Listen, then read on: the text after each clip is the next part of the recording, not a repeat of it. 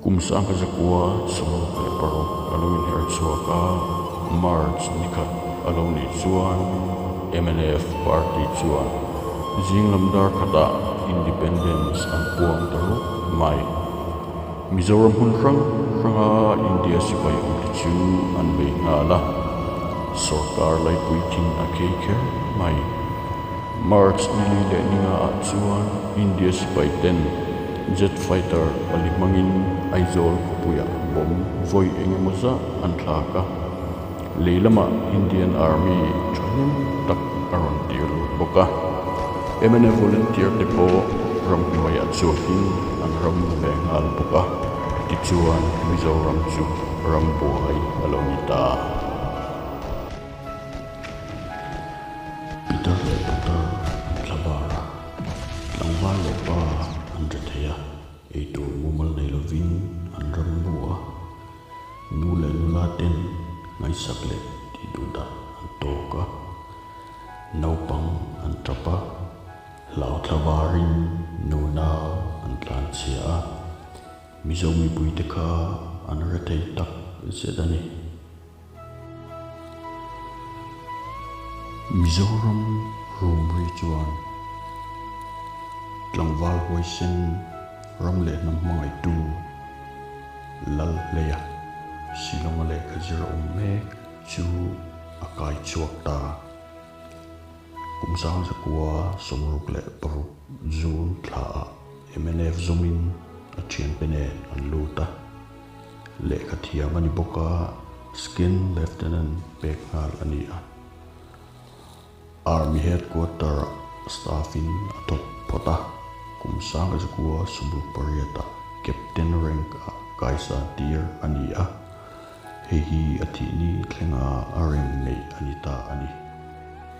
Lieutenant Governor chu rukbova anchian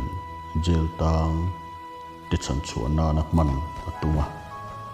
remchang an hmuhnwm thilo avangin hrang an rela IGP mana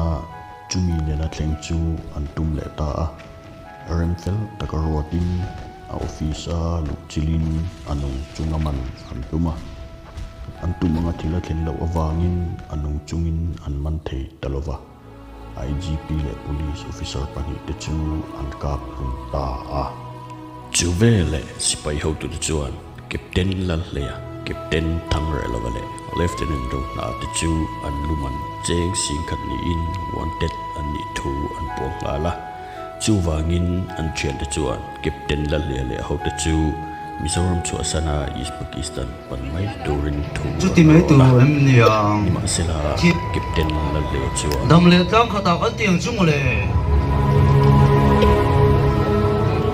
chanvo hey ante atam sia hetlaya inum dang chu aki dong lo tat nangi kan nam pasalṭha chuan vorte India chuga chuan eng ma chan chu in bi bom ni lai ni chu mai ura thang Trapala le chuti ai chu ula tha ka ti view me ma ro chu ma hian chote kan ei khawm veila thalomo sota kanidari tina cho ei khawm lok te umiang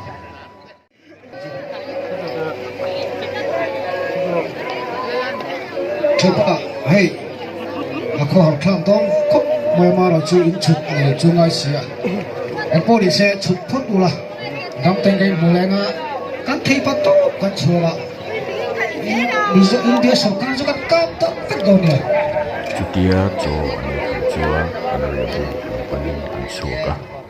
thui pon kalma in captain Lalhleia chuan a pistol ate ngil ti a rchuak thuta a chian tenen in thenin a pistol lam turin an choi na lama chuan alet le a heti lai hian ropai bok vela SSB le BSF sipai an hrang le maya hei hi March niruk sa ka zakwa samsari panga ani bakal mai ngai Ani slide sa kan longham cho. boleh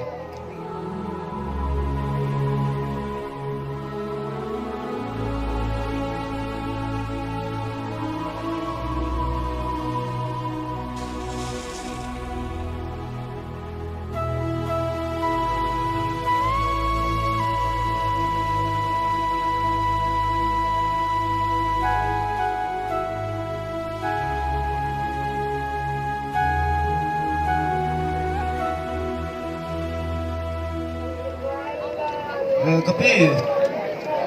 you bong húc ngoài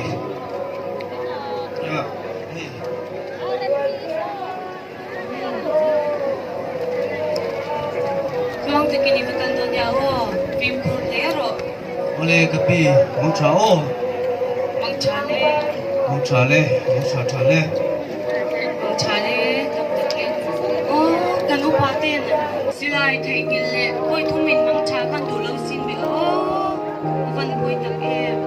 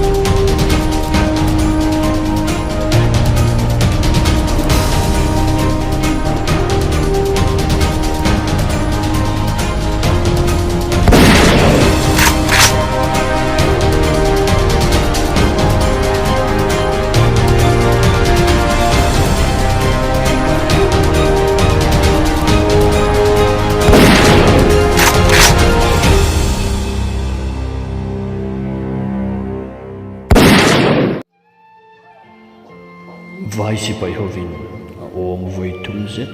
an ka hnu chuan Pasalṭha YMA Captain Lalhleia chuan mual min liam satta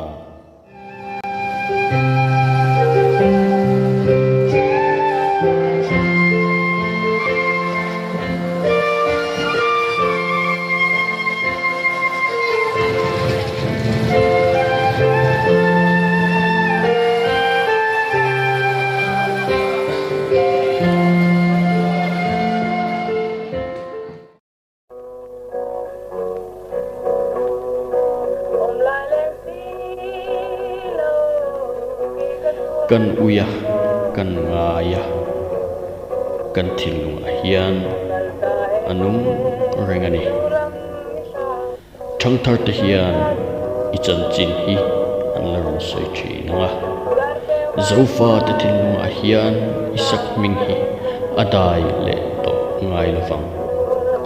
mangtha le Captain Lalhleia mangtha vong le